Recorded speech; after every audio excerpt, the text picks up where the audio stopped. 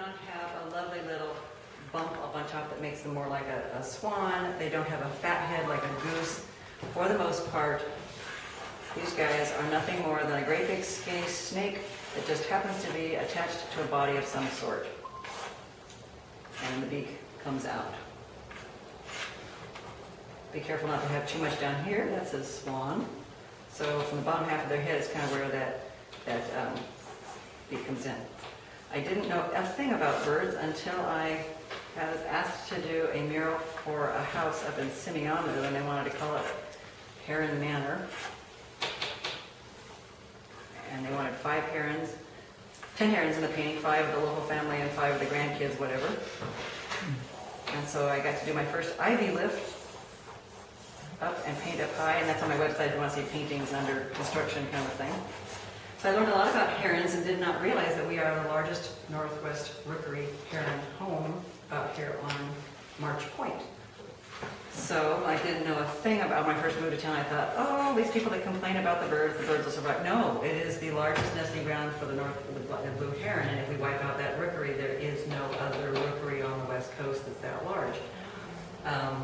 Same thing with eelgrass. I thought, who cares if you put an anchor down here in the middle of Padilla Bay? Well, okay, so the eelgrass raise this fish feeds that fish feeds this one, and this one feeds that one. So we've lost salmon, crab, everything else that feeds off these little bitty bugs because we've wiped out the eelgrass in the bay. So you just never realize how it affects things in the long run. Okay. The eyeballs are not right smack dab in the head, they're a little bit lower. Their crest of guy kind of circumnavigates or wraps around the portion. And they have just 2 feathers coming off on the end. When they're mating season, they get to have all of these guys, but not regularly. And with their wing tucked up, it's their shoulder that has the dark spot on the wing, so depending on where they're sitting, that dark spot will show up. When they're in full flight, it's a great big chunk of something. So generally speaking, that's your basic heron sort of. Be careful when you have things coming off an edge. I said don't go off an edge right here. Be careful running a very sharp pointy thing right to an edge. So if I were to stop that thing right here, it creates a point around the edge, especially if someone comes in and puts a 1/4-inch canvas frame around the edge and chops off even more. If you have something that's coming to an edge, just run it off the edge if you can. That also makes it look like it's a bigger piece. Don't bring a round item up just barely to an edge because it creates 2 arrow points, that one and this one, that create tension in a painting. If you're going to have something running off an edge, I'll leave that down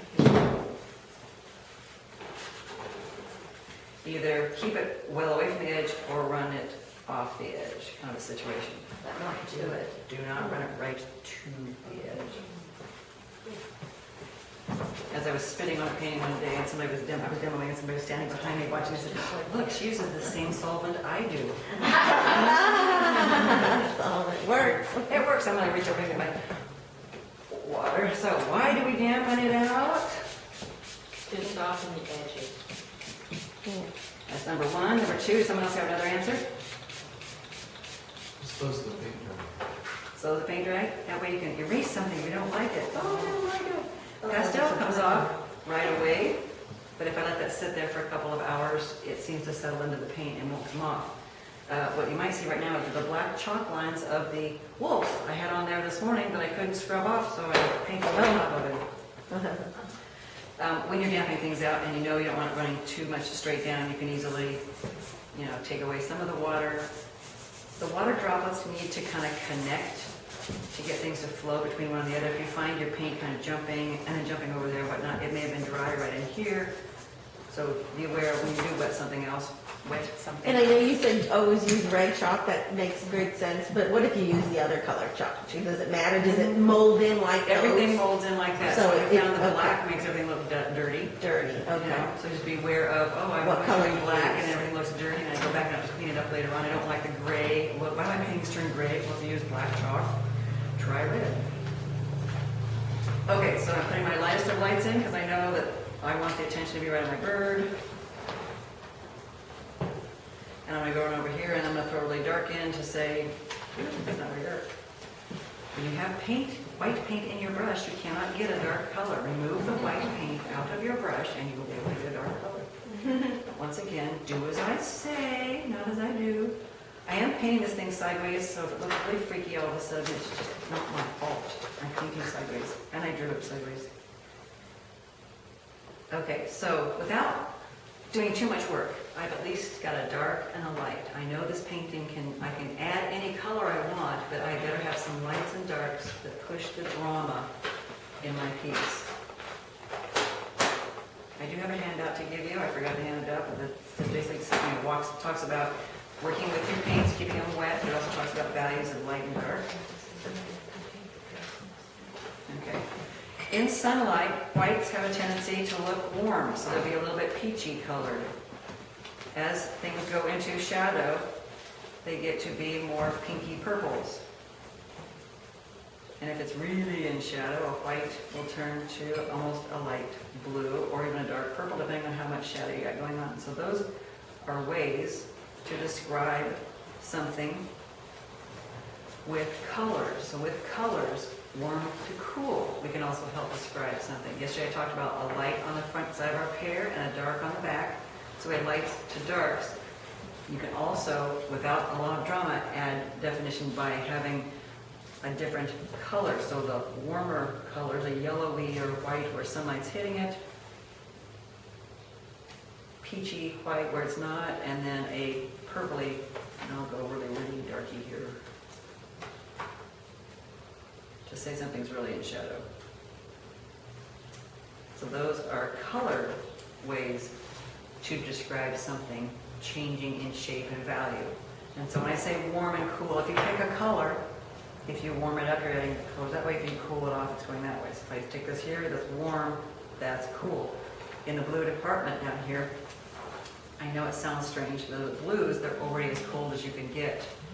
Adding some of the reds to it can warm it up, and it also darkens them. So be aware of, as you work in your darker colors, it might be a choice of burgundies and reds will warm it up, and the greens will make it cool. When you get over here to the greens, you are okay saying into your oranges and yellows warms it up, and into the blues cools it off. So you just kind of, as you're working around the color wheel, you'll see ways to make it appear warm versus cool. The top half of my bird, I like to keep him kind of peachy color. And here's the other thing I learned about herons.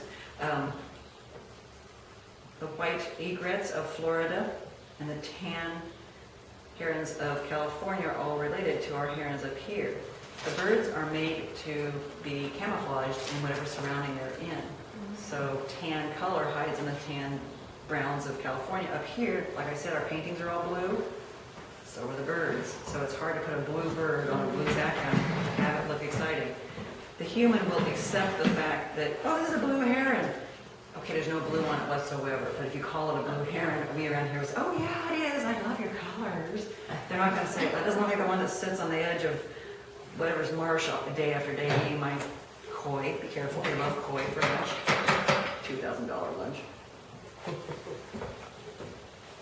Be careful sticking a color in that's nowhere else in your painting. Wow, your eye goes right to it. If you wanted the eye to go there, you might, or the eye, something to stand out. Unless you want it to be like a focal point. Yeah, so be careful sticking an odd color in the middle of your painting. Oh, now I'm going down here. Okay, it goes down there. Either fix it by putting other greens somewhere else, or get rid of it if it's... Because our painting was wet, we were able to remove it. If stuff is dry, it has a harder time. Now, right now if you squint your eyes, this is pretty namby-pamby, kind of light on dark kind of thing. Given that yesterday we were pushing that drama, my first choice would be to come over here and darken in the value to say this guy is a dark value.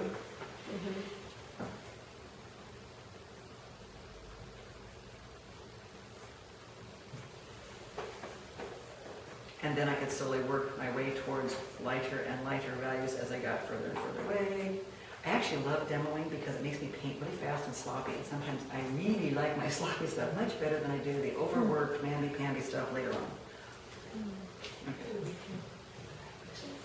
Okay. You said something yesterday about not wanting it to look outlined. How do you agree with that?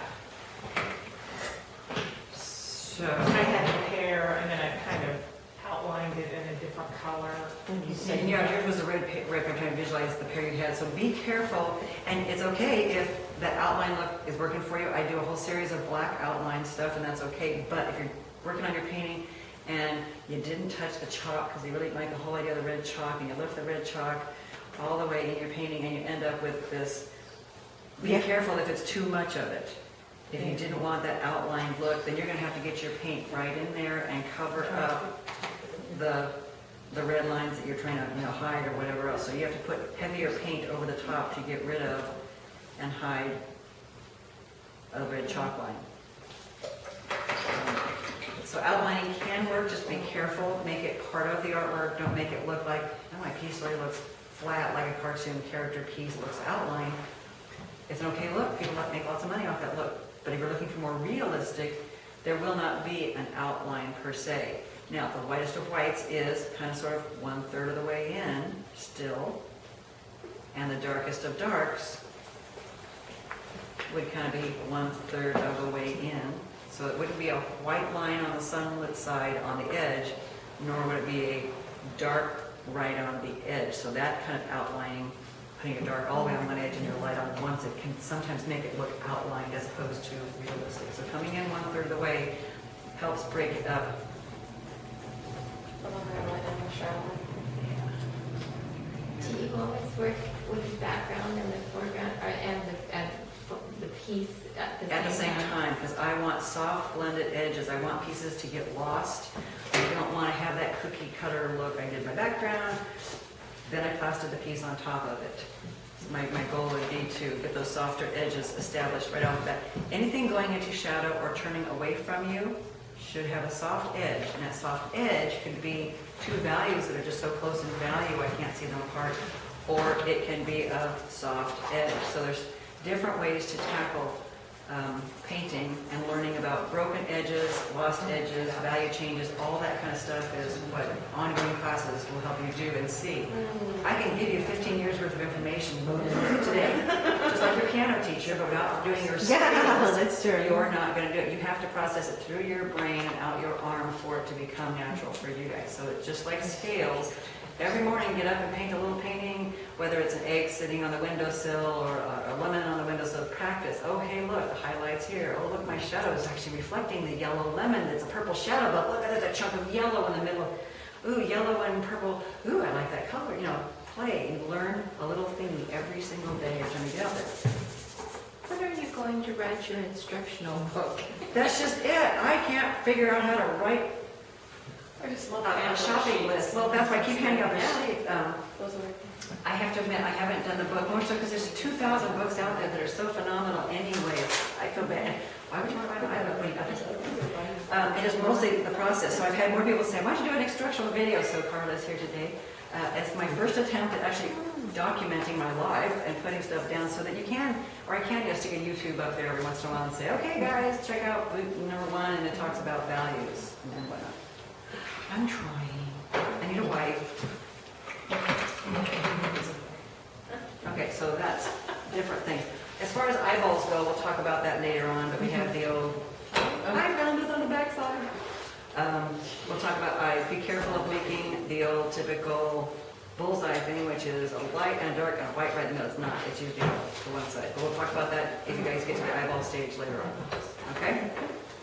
So have fun playing with your mess or starting a painting wet into wet.